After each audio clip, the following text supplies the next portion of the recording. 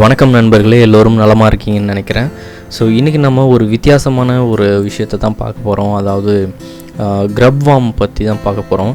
இந்த grubwormங்கிறது நிறைய பேர் கேள்விப்பட்டிருப்பீங்களா இல்லையா அப்படின்னு எனக்கு தெரியல. மண்புழு நம்ம எல்லாருமே ஃபார்முலாக கேள்விப்படுறது தான். நான் பரவலாகவே பார்த்திங்கன்னா எல்லா இடத்துலையும் அது இருக்கும்.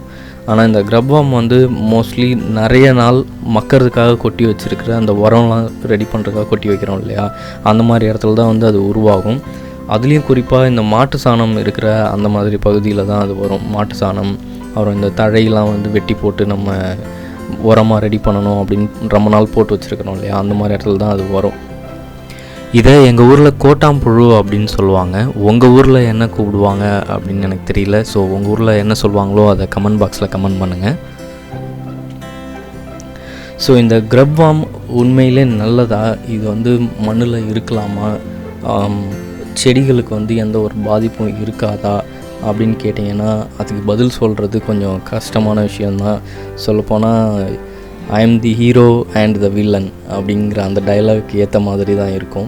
ஸோ இந்த grubworm எங்கே இருந்தால் நல்லது, எங்கே இருந்தால் ப்ராப்ளம் அப்படின்னு பார்த்திங்கன்னா, இந்த grubwormோட வேலை பார்த்திங்கன்னா மக்கறதுக்காக நம்ம போட்டு வச்சுருக்கிற அந்த தழைகளை இல்லை மாட்டு சாணமோ அதெல்லாம் எதுவாக இருந்தாலும் அதை சாப்பிட்டு அதோட ஃபீக்கல் மேட்டரை வெளியேற்றுறது தான்.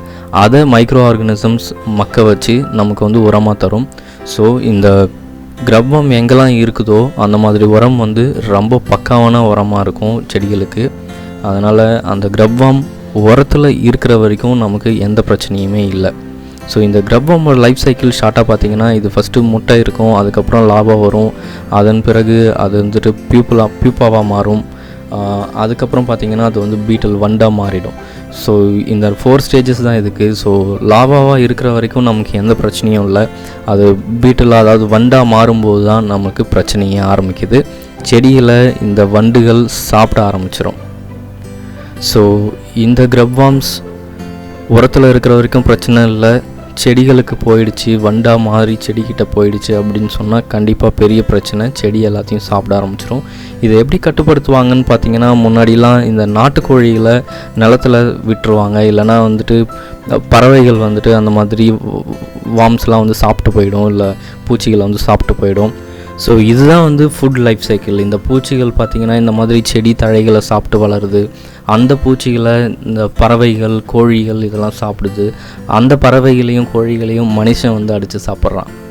ஸோ ஆர்கானிக் முறையில் ஒரு பறவை உருவாகுது அப்படின்னு சொன்னால் அதுக்கு கண்டிப்பாக இந்த மாதிரி புரதச்சத்து அதிகமாக இருக்கலாம், அதாவது ப்ரோட்டீன் அதிகமாக இருக்கிற பூச்சிகள் கண்டிப்பாக தேவைப்படுது. எப்படி நம்ம செடிகளை ஆர்கானிக் முறையில் வளர்க்கணும்னு நினைக்கிறோமோ அந்த மாதிரி விலங்குகளையும் ஆர்கானிக் முறையில் வளர்த்து அதை நீங்கள் சாப்பிட்ணும் அப்படின்னு நினச்சிங்கன்னா கண்டிப்பாக அதை ஃப்ரீயாக விட்டுறணும். அதுக்கு தேவையான உணவை அதுவே தேடிக்கும்.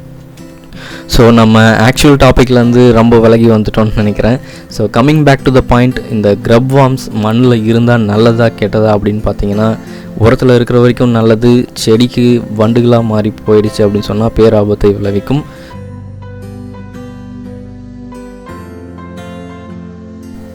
ஸோ இந்த grubworm நான் கம்போஸ்ட் ரெடி பண்ணிகிட்டு இருக்கும்போது கண்ணில் மாட்டுச்சு. நான் அதை உங்களோட ஷேர் பண்ணணும் அப்படிங்கிறதுக்காக தான் எடுத்து வச்சுருந்தேன்.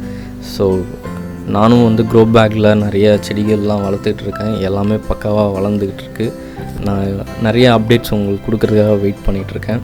நம்ம சேனலை சப்ஸ்கிரைப் பண்ணாதவங்க சப்ஸ்கிரைப் பண்ணுங்கள், லைக் பண்ணுங்கள், ஷேர் பண்ணுங்கள், என்னோடு சேர்த்து பயணம் பண்ணுங்கள். நன்றி நண்பர்களே.